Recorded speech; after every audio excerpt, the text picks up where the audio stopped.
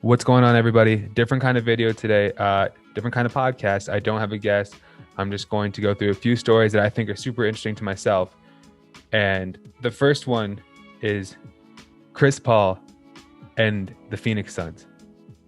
And particularly what I think about Chris Paul and the Phoenix Suns is that Chris Paul, Christopher Emmanuel Paul, CP3, the point guard, the skate instructor. Basketball Reference here has him as the skate instructor. Anyways, he should decline his $44 million player option next season. Chris Paul is in line to make $44 million next year at the age of 36, turning 37. And I think he should turn it down. I think he can get more money. Not 44 plus a year. No.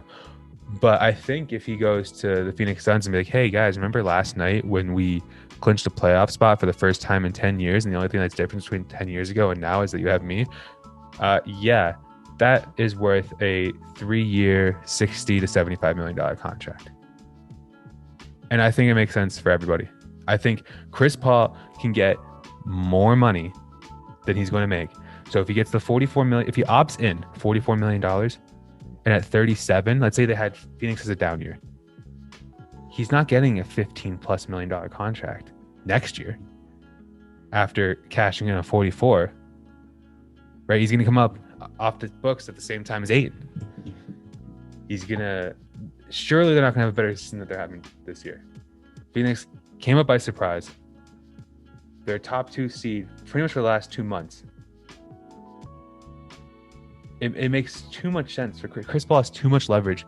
I think he can get somewhere between $60 to $75 million for 3 years. Takes him up until he's 39, 40 years old. But look, that's how hungry I think Phoenix were for a winner.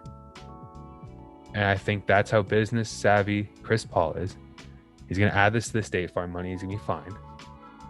But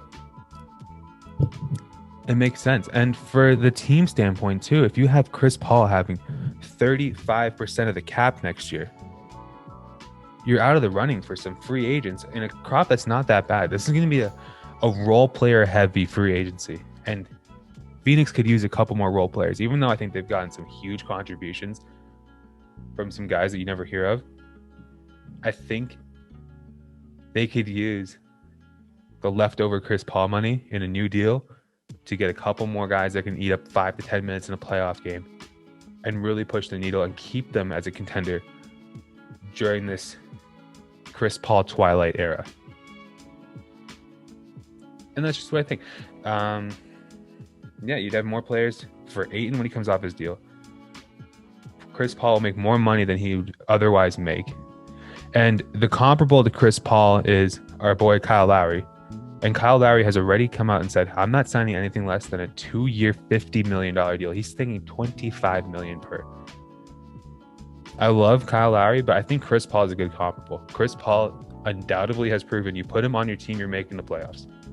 And for franchises like Phoenix, that's invaluable.